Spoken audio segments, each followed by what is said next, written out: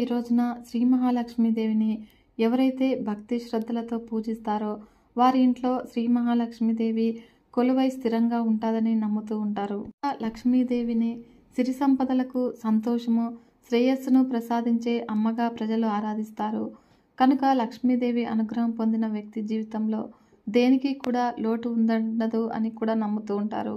అయితే లక్ష్మీదేవి స్వభావాన్ని చంచలమైనదిగా వర్ణిస్తూ ఉంటారు.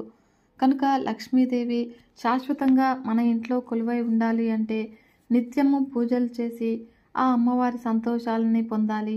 కనుక అమ్మవారిని ప్రసన్నం చేసుకోవడం కోసము ప్రజలు ప్రతిరోజు కూడా ప్రత్యేకమైన పూజలు నిర్వహిస్తూ ఉంటారు. ఉపవాసాన్ని కూడా ఆచరిస్తూ ఉంటారు. మరి లక్ష్మీదేవిని సంపదల దేవత అని ఎందుకు పిలుస్తారు అంటే మహాలక్ష్మీదేవి జననానికి సంబంధించి పురాణాల్లోనే అనేక కథలు ఉన్నాయి. అయితే లక్ష్మీదేవి సిరి సంపదలు, సుఖశాంతులు ప్రసాదించే దేవతగా ఎందుకు పిలుస్తారు అనే దానికి కూడా ఒక చరిత్ర ఉంది. అది ఏమిటి అంటే శ్రీ మహావిష్ణు పురాణం ప్రకారము దూర్వాస మహర్షి కల్పవృక్ష మాలలను దేవేంద్రునికి బహుకరిస్తాడు. అప్పుడు దేవేంద్రుడు ఆ మాలను తన వాహనమైనటువంటి ఏనుగుకు వేస్తాడు. అప్పుడు ఆ ఏనుగు ఆ మాలను కింద పడవేసి కాళ్లతో తొక్కుతుంది. దాంతో కోపోద్రిక్తుడైనటువంటి దూర్వాసుడు నీ రాజ్యం నుంచి లక్ష్మీదేవి వెళ్ళిపోవుగాక అని శపించాడు. దాంతో స్వర్గలోకంలో నిర్వీర్యం అయిపోయింది, ఐశ్వర్యం నశించిపోయింది. ఇదే సమయంలో రాక్షసులు బలవంతులయ్యారు. అలా రాక్షసులు దండయాత్ర చేసి స్వర్గాన్ని స్వాధీనం చేసుకున్నారు. అప్పుడు ఇంద్రుడు, ఇతర దేవతలు బ్రహ్మదేవుడి వద్దకు వెళ్ళి జరిగిన విషయాలన్నీ కూడా వివరిస్తారు. ఆ తర్వాత బ్రహ్మదేవుడు దేవతలను వెంటబెట్టుకుని శ్రీ మహావిష్ణువు దగ్గరికి వెళ్ళి వివరిస్తారు. అప్పుడు విష్ణువు వారికి ఒక పరిష్కారం చూపుతారు. అమృతాన్ని స్వీకరించి బలాన్ని పొంది రాక్షసులను ఓడించవచ్చునని, సిరి సంపదలను మళ్ళీ పొందవచ్చునని, అందుకోసం క్షీరసాగరాన్ని మదించాలి అని విష్ణువు సలహా ఇస్తారు. అయితే క్షీరసాగర మదనము దేవతలకు ఒక్కొక్కరికి సాధ్యమయ్యే పని కాదు కదా. రాక్షస గణాన్ని కూడా క్షీరసాగర మదనానికి ఒప్పించి క్షీరసాగరాన్ని మదించడం మొదలు పెడతారు. శ్రీహరి సలహా మేరకు దేవతలందరూ కూడా రాక్షసులతో కలిసి క్షీరసాగరంలో సముద్రాన్ని మదనం చేశారు. అప్పుడు సముద్ర మదనం నుంచి హాలాహలము, కామధేనువు, తెల్లని అశ్వము, ఐరావతము, కల్పవృక్షము, అమృతంతో పాటు లక్ష్మీదేవి కూడా జన్మిస్తుంది. ఆ సందర్భంగా లక్ష్మీదేవిని శ్రీ మహావిష్ణువును వరిస్తుంది.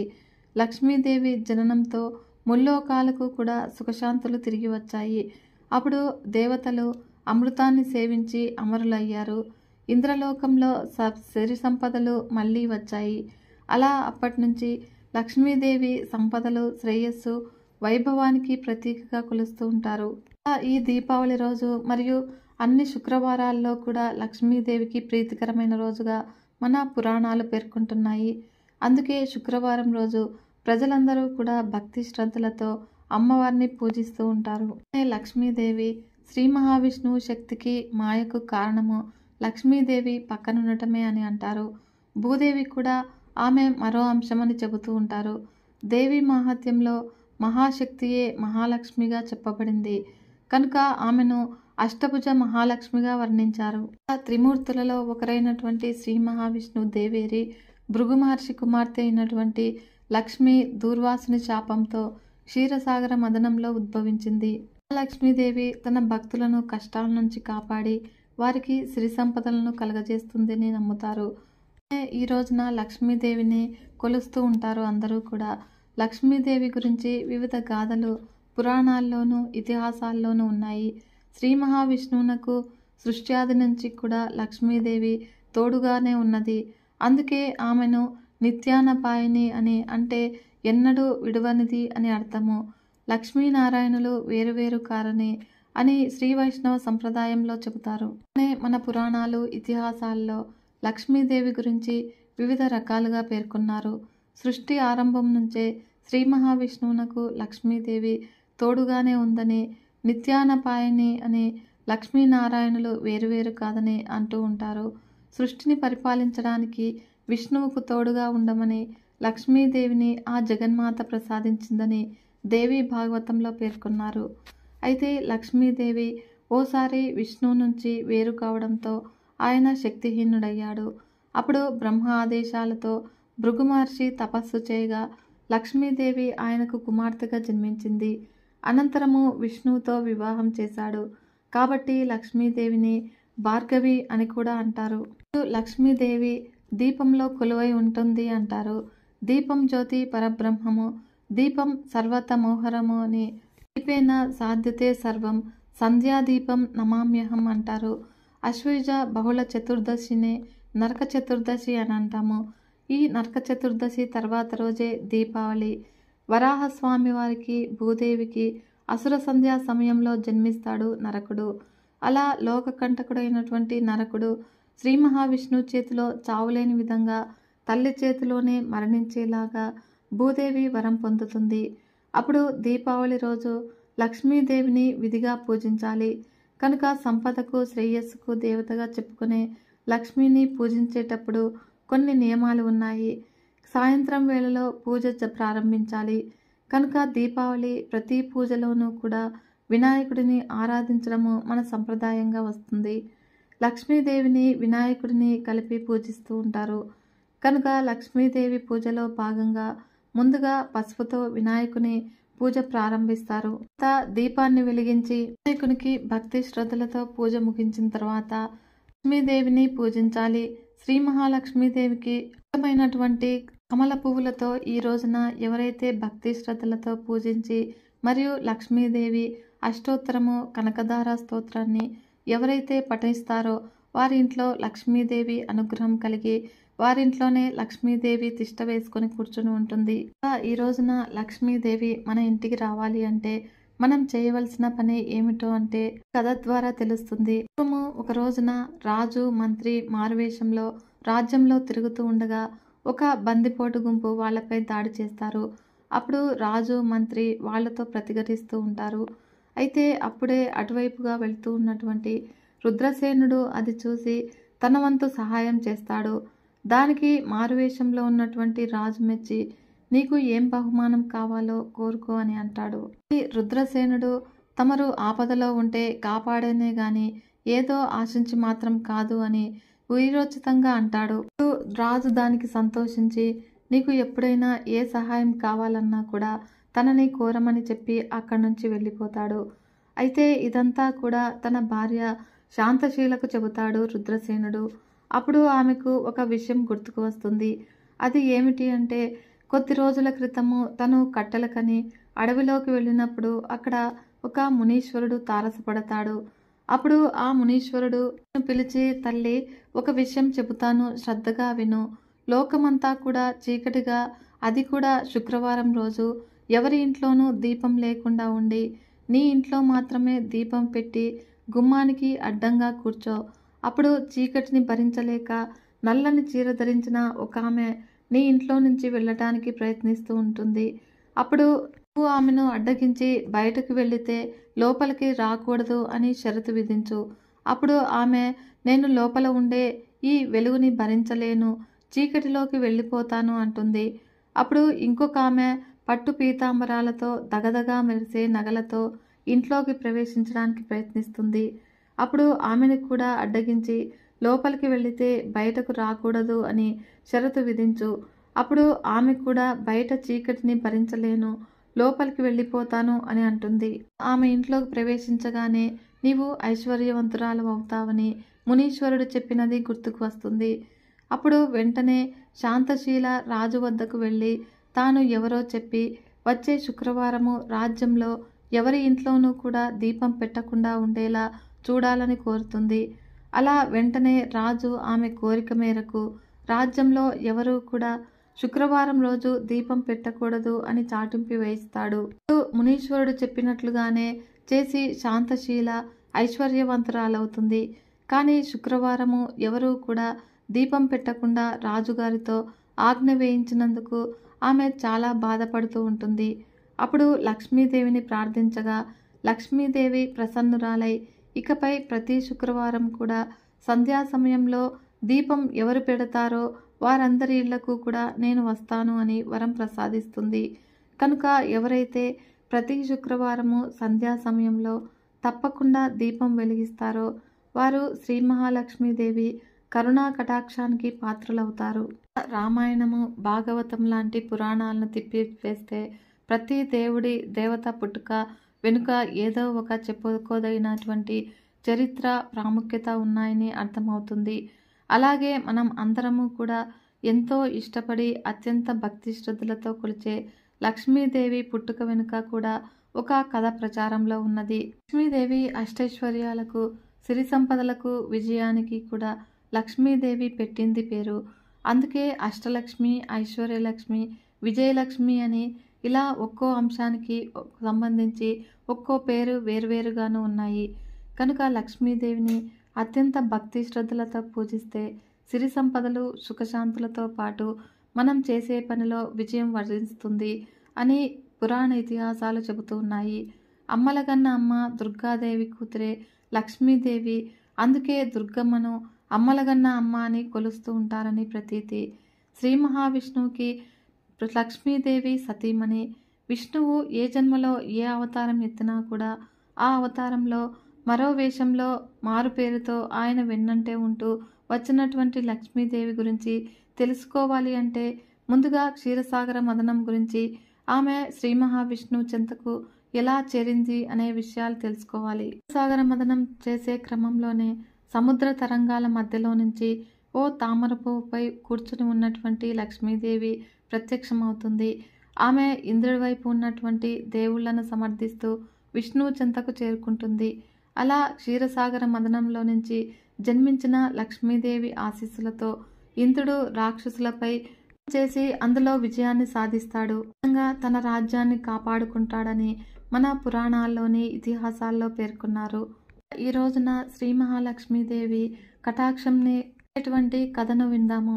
పూర్వకాలంలో కళింగ దేశంలో వెంకటాచారి అనే కంసాలి ఉండేవాడు. అతడు పనిలో ఎంతో నైపుణ్యం చెందినవాడిగా పేరుగాంచారు. వెంకటాచార్యాచారి అతని భార్య సుమతి ఎంతో దైవభక్తులు. దంపతులకు 2 ఆడపిల్లలు, శారద, నీరజ. వారు చక్కగా చదువుకుంటూ తల్లికి చేదోడు వాదోడుగా ఉండేవారు.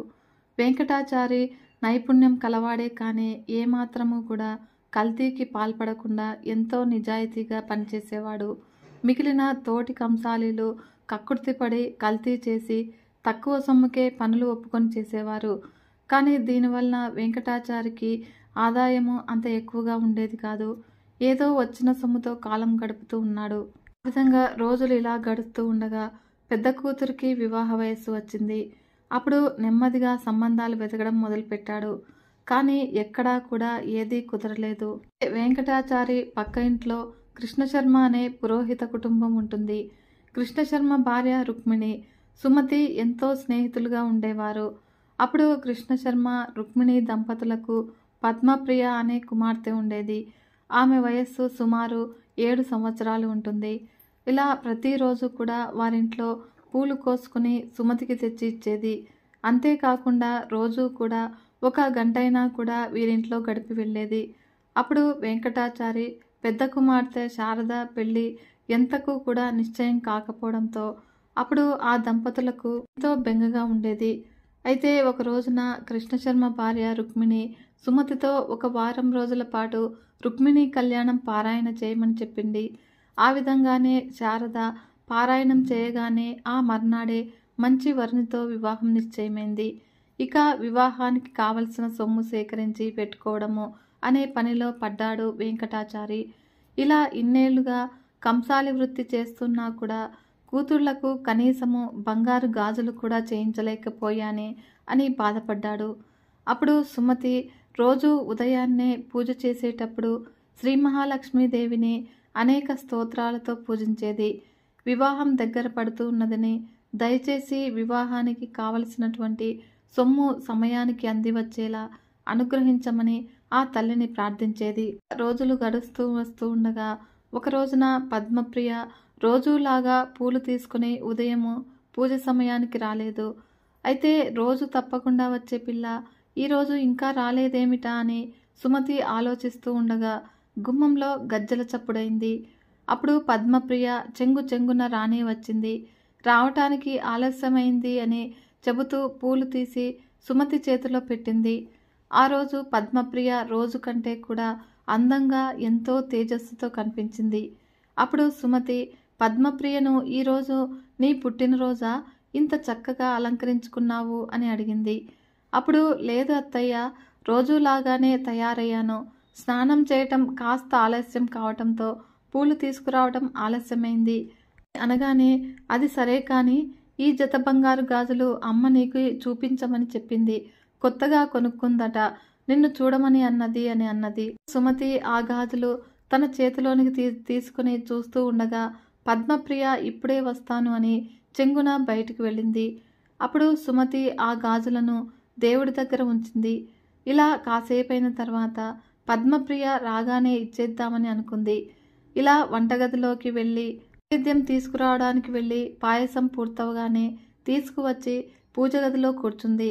అప్పుడు ఎదురుగా 2 జతల బంగారు గాజులు కనబడ్డాయి. ఇవేమిటి? ఇవి ఎక్కడి నుంచి వచ్చాయి? తాను ఇక్కడ పెట్టినది ఒక జతే కదా, లేదా నేను పరధ్యానంలో ఉండి గమనించలేదా? పద్మప్రియ నా చేతికి 2 జతలు ఇచ్చిందా అని తలుస్తూ పూజ పూర్తి చేసి దేవునికి నైవేద్యం పెట్టింది. అలా ఈ 2 జతల గాజులను తీసుకుని రుక్మిణికి ఇవ్వాలని వారింటికి వెళ్ళింది. రుక్మిణిని చూసి, ఏమిటి వదినా, చేతిలో ఆ బంగారు గాజులు ఎక్కడివి? పిల్లలిద్దరికీ చేయించావా అని అడిగింది. అయితే ఇది విన్నటువంటి సుమతి నోట మాట రాలేదు. ఇదేమిటి వదినా, ఇందాక పద్మప్రియ వచ్చి ఇచ్చింది కదా, నీవు కొనుక్కున్నావని నాకు చూపించమని చెప్పింది కదా అని అన్నది. అప్పుడు రుక్మిణీదేవి, అదేమిటి వదినా, పద్మప్రియ మీ ఇంటికి రావడమేమిటి? నిన్నటి నుంచి పిల్లకి ఒకటే జ్వరము, మంచము దిగనేలేదు, ఎక్కడికి వెళ్ళలేదు. అసలు ఆమె మీ ఇంటికే రానప్పుడు ఈ గాజులు ఎలా తెస్తుంది? అయినా కూడా నేను ఈ మధ్య అసలు గాజులే కొనుక్కోలేదు అని అన్నది. అయితే ఇది విన్నటువంటి సుమతికి ఎంతో ఆశ్చర్యం కలిగింది. మరి ఇందాక వచ్చినది ఎవరు? ఆ గాజులు ఇచ్చినది ఎవరు అని ఆలోచిస్తూ ఉండగా ఆ వచ్చినది సాక్షాత్తు శ్రీ మహాలక్ష్మీదేవి అని తోచింది. ఈ విషయమే రుక్మిణితో అన్నది. ఇలా వారిద్దరూ కూడా ఎంతో ఆశ్చర్యపోయారు, మరెంతో ఆనందపడ్డారు కూడాను. ఇలా జరిగినటువంటి విషయమంతా కూడా వారి భర్తలకు చెప్పారు. అప్పుడు వెంకటాచారి దంపతుల సంతోషానికి అంతే లేకుండా పోయింది. వచ్చినది సాక్షాత్తు ఆ శ్రీ మహాలక్ష్మియేనని గ్రహించారు. తమను అనుగ్రహించిన ఆ జగన్మాతను ఎన్నో విధాలా స్తుతించారు. తమ కుమార్తెలకు సాక్షాత్తు ఆ శ్రీ మహాలక్ష్మియే బంగారు గాజులను అనుగ్రహించింది అని ఎంతో ఆనందపడ్డారు. ఇద్దరూ కూడా పూజ గదిలో నుంచుకుని ఆ జగన్మాతను నమస్కరిస్తూ ఇలా అన్నారు. ఓ లోకజనని, దారిద్ర్య దుఃఖాన్ని పాపాంధకారాలను పారద్రోలే అమృతమూర్తివి నీవే తల్లి. దీనులైన వారి బాధలను అన్నింటినీ కూడా నశింపజేసే నీ కరుణా కటాక్షములు మాపై ప్రసరింపుము తల్లి. నీకివే మా నమస్కారములు. అమ్మా, మిగిలిన దయ కలిగిన నీ చూపులతో నీ కరుణామృతాన్ని మాపై కురిపించు. సర్వమంగళ ప్రదాయనివి, సకల చరాచర జగత్తు యందు నీవే వ్యాపించి ఉన్నావు తల్లి. కనుక నీకివే మా ప్రణామములు. నిన్ను నమ్మిన వారికి సర్వ శుభములను అనుగ్రహించే లోకపావనివి, నీకివే మా నమస్కారములు అని పరిపరి విధాలుగా ప్రార్థించారు. శ్రీ మహాలక్ష్మీదేవిని ప్రార్థించిన వారికి సర్వ సౌభాగ్యాలు సమకూరుతాయి. ఎటువంటి అనారోగ్యము కూడా దరిచేరదు. శ్రీ మహాలక్ష్మీదేవి ఆరాధన వలన అణిమ, మహిమ, గరిమ, లగిమ ప్రాప్తి, ప్రాకామ్య, ఈశ్విత్వము, వశిత్వము అనే అష్టసిద్ధులు కూడా లభిస్తాయి. మానవునికి ఆధ్యాత్మికంగా కూడా ఉన్నత శిఖరాలకు ఎదగడానికి శ్రీ మహాలక్ష్మీదేవి అర్చన ఎంతో ఉపయోగపడుతుంది. కనుక గత జన్మలలో చేసినటువంటి పాపమే దారిద్రంగా పిలువబడబడుతుంది. ఈ జన్మలో పుణ్యకార్యాలు చేయటం వల్ల ఇది నశించి ఐశ్వర్యం లభిస్తుంది. మహాలక్ష్మీదేవి అనుగ్రహం ఉంటే ఎన్ని జన్మల పాపాలైనా కూడా ఇట్టే పోగలవు అంటారు. నిన్ను ఆశ్రయించిన వారికి దేనికి కూడా లోటు ఉండదని అంటారు. సర్వధర్మ స్వరూపిణివైనటువంటి నీకివే మా నమస్కారములు. వెంకటాచారి మరియు సుమతి కూడా ఎంతో భక్తి శ్రద్ధలతో అమ్మవారిని ప్రార్థించారు. శ్రీ మహాలక్ష్మీదేవి మహిమ గురించి ఇంకొక కథ గురించి తెలుసుకుందాము. పూర్వకాలంలో ధర్మధ్వజుడు, మాధవి అనే దంపతులకు ఒక శుభముహూర్తాన తులసి అనే పుత్రిక జన్మించింది. ఆమె ఎంతో దివ్య తేజస్సుతో వెలిగిపోతూ దినదిన ప్రవర్ధమానంగా పెరగసాగింది. తల్లిదండ్రులు ఆమెను ఎంతో గారాబంగా పెంచి పెద్ద చేశారు. అయితే ఆమె తన ఆటపాటలతో వారిని ఎంతో మురిపించేది. ఇలా కొంతకాలానికి ఆమెకు యుక్త వయస్సు వచ్చింది. అతిలోక సౌందర్యవతిగా రూపొందినటువంటి ఆమెకు తగిన వరుని కోసము ఆ తల్లిదండ్రులు ప్రయత్నించసాగారు. అలా తల్లిదండ్రుల ప్రయత్నం తెలుసుకున్నటువంటి తులసి తాను సాక్షాత్తు ఆ శ్రీమన్నారాయణుని తప్ప వేరొకరిని వివాహం చేసుకోను అని తెలిపింది. అయితే ఆమె యొక్క దృఢ సంకల్పానికి ఆ దంపతులిద్దరూ కూడా ఆశ్చర్యపోయారు. సాక్షాత్తు ఆ శ్రీ మహావిష్ణువునే వివాహమాడటము అంత తేలిక కాదని ఆమెకు నచ్చచెప్పి చూశారు. కానీ ఆమె మాత్రము ఏమాత్రం చలించలేదు. తాను తప్పక ఆ స్వామివారినే పరిణయం ఆడుతాను అని చెప్పి అడవిలోకి వెళ్ళి ఘోర తపస్సు చేయసాగింది. విధంగా అకుంఠిత దీక్షతో తులసి చేస్తూ ఉన్నటువంటి ఆ తపస్సుకు ముల్లోకాలు కూడా తల్లడిల్లిపోయాయి. అప్పుడు దేవతలందరూ కూడా భయకంపితులైనారు. వారందరూ కూడా బ్రహ్మదేవుని వద్దకు వెళ్ళి, స్వామి, భూలోకంలో తులసి చేస్తూ ఉన్నటువంటి తపస్సు వలన సర్వలోకాలు కూడా కంపిస్తూ ఉన్నాయి.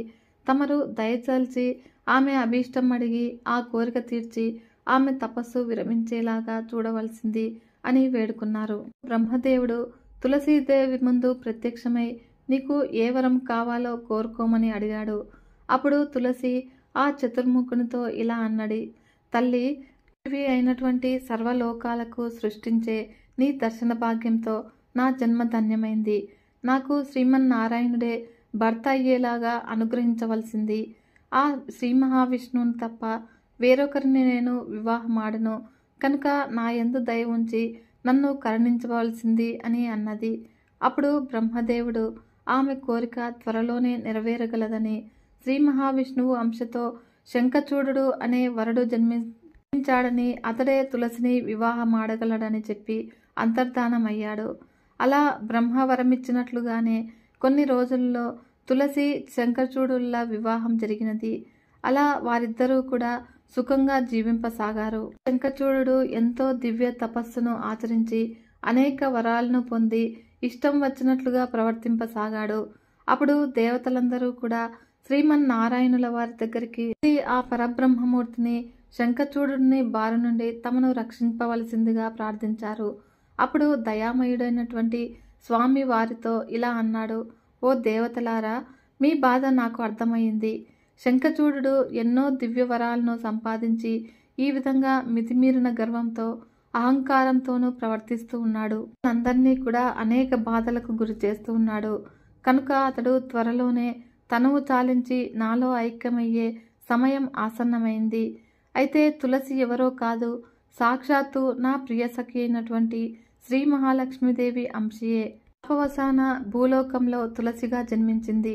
ఆమె ముందు ముందు యుగాలన్నింటిలో కూడా అన్ని లోకాల్లోనూ అతి పవిత్రమైన మొక్కగా జన్మించి అందరి చేత ఆరాధింపబడుతుంది. అనేక యుగాల పాటు ఆ విధంగా ఆరాధింపబడి చివరికి ప్రళయకాలంలో నన్ను చేరుతుంది. అయితే ప్రస్తుతము శంఖచూడు జన్మించి జన్మ చాలించి నాలో ఐక్యం ఉండాలి అంటే తులసి పాతివ్రత్య భంగం జరగాలి. అది నేనే త్వరలో నిర్వర్తించగలను. అక్కడితో మీ కష్టాలన్నీ కూడా తొలగిపోతాయి అని అన్నాడు. శ్రీమన్నారాయణుల వారు ఆ విధంగా చెప్పిన పిమ్మట దేవతలందరూ కూడా ధైర్యం తెచ్చుకుని వారి వారి లోకాలకు వెళ్ళిపోయారు. విధంగా కొంతకాలానికి ఒక రోజున శంఖచూడు ఇంట్లో లేని సమయంలో శ్రీమన్నారాయణుల వారు శంఖచూడుని రూపంలో వచ్చాడు. ఆ స్వామిని చూసి తన భర్త శంఖచూడుడే అనుకుని తులసి ఆ స్వామితో కలిసి ఆనంద డోలికల్లో తేలియాడింది. అప్పుడు శ్రీ మహావిష్ణువు సంగమంతో తులసి పాతివ్రత్య భంగమైంది. ఇలా జరిగిన విషయమంతా కూడా గ్రహించినటువంటి తులసి శ్రీమన్నారాయణుల వారిని చిలగా మారమని శపించింది. ఆ విధంగా ఆ శాపం విని శ్రీమన్నారాయణుల వారు చిరునవ్వుతో తులసితో ఇలా అన్నారు, తులసి, ఈ సృష్టి ఆదిలోని నా విరాట్ స్వరూపంలో నీవు శ్రీ మహాలక్ష్మియే. శాపవశాన నీవు ఈ విధంగా భూలోకంలో తులసిగా జన్మించావు. నన్ను ఎప్పుడూ కూడా విడిచి ఉండనని, నన్ను తప్ప వేరెవరిని కూడా వివాహమాడనని ప్రతిజ్ఞ చేశావు. అందుకే నా అంశతో జన్మించినటువంటి శంఖచూడుడు నీకు భర్తగైనాడు. ఇక శంఖచూడుడు నాలో ఐక్యమయ్యే సమయం ఆసన్నమైంది.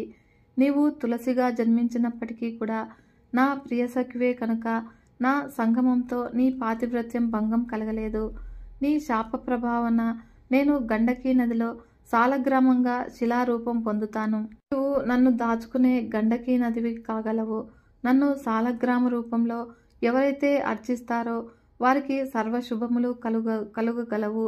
సాలగ్రామ ఆరాధన నాకు అత్యంత ప్రీతికరం కాగలదు అని అన్నాడు శ్రీ మహావిష్ణువు. అప్పుడు శ్రీమన్నారాయణుల వారు చెప్పినట్లుగానే శంఖచూడుడు ఆ స్వామిలో ఐక్యమైనాడు.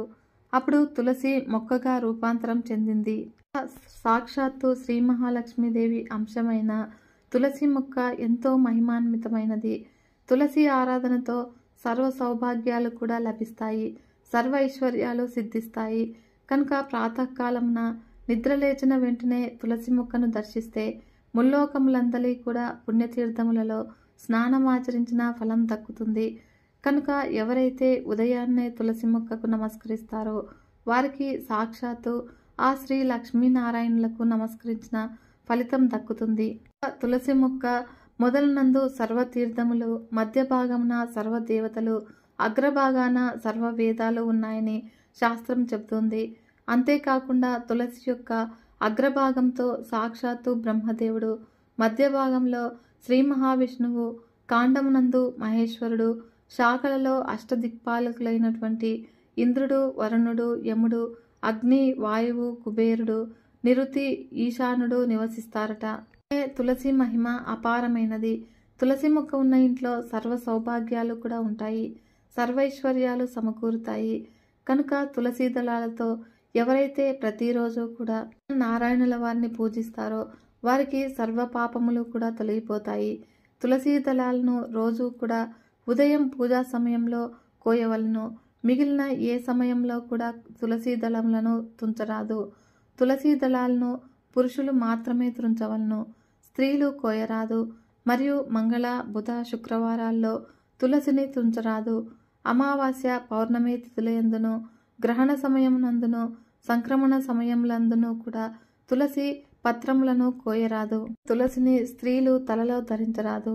అతి పవిత్రమైనటువంటి తులసి సాక్షాత్తు శ్రీ మహాలక్ష్మీదేవి అవతారం కనుక తులసి దళాలను శ్రీమన్నారాయణుల వారి పాదాల వద్దనే ఉంచాలి, కానీ తలపై పెట్టకూడదు. తులసికి ప్రతిరోజు కూడా నమస్కరించడం వలన సంతాన ప్రాప్తి, రోగ నివారణ, దాస్య విముక్తి, సంఘంలో గౌరవము కలుగుతాయి.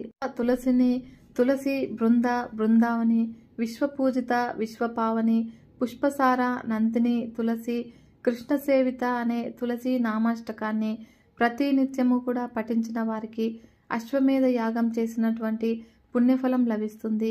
కనుక ఉదయం లేవగానే శ్రీమన్నారాయణుల వారిని, తులసిని ఎవరు స్మరిస్తారో వారికి సర్వ సంపదలు కూడా లభిస్తాయి, ఎన్నో జన్మల పాపాలు కూడా నశిస్తాయి, సర్వ సౌభాగ్యాలు కలుగుతాయి, ఎటువంటి ఆపద దరిచేరదు. కనుక రోజంతా కూడా అన్ని పనులలో విజయం చేకూరుతుంది. సమస్త సౌభాగ్యాలను కూడా ప్రసాదించే తులసి మాత నీకివే మా నమస్కారములు. ఓ విష్ణుప్రియ నీకివే మా నమస్కారములు.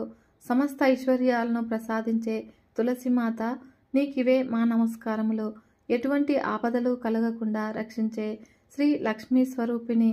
శ్రీ మహాలక్ష్మీదేవి ధనానికి సంకేతము. ధనము అంటే సొమ్ము మాత్రమే కాదని గ్రహించాలి. ధైర్యము, శౌర్యము, విద్య, జ్ఞానము, వివేకము మొదలైనవి అన్నీ కూడా ఐశ్వర్యాలే. శ్రీ మహాలక్ష్మీదేవి విభూతి స్వరూపిణి. విభూతి అనగా ఐశ్వర్యము. అలాగే ఆ మహాతల్లి అత్యంత దయామయురాలు, మహోన్నతమైన ఓర్పు గలది. అందువల్లనే భూదేవి అంశలో ఈ జగత్తు మొత్తాన్ని కూడా భరిస్తూ ఉన్నది. ఈ సృష్టిలో అత్యంత ఓర్పు, సహనము, శాంతము ఆ శ్రీ మహాలక్ష్మికి మాత్రమే చెందుతాయి. మహాలక్ష్మీదేవిని ఎవరైతే పూజిస్తూ ఉంటారో వారిపైన అమ్మవారి అనుగ్రహం లభిస్తుంది. అన్నారు కదా ఫ్రెండ్స్, ఆ మహాలక్ష్మీదేవి అనుగ్రహము మనందరిపైన ఉండాలని కోరుకుంటున్నాను. మరొక మంచి వీడియోతో మీ ముందుకు వస్తాను. వీడియో కనుక మీకు నచ్చినట్లయితే ఒక చిన్న లైక్ చేసి మన ఛానల్ని ఇంతవరకు సబ్స్క్రైబ్ చేసుకోకుంటే సబ్స్క్రైబ్ చేసుకుని సపోర్ట్ ఇవ్వండి ఫ్రెండ్స్. నమస్తే.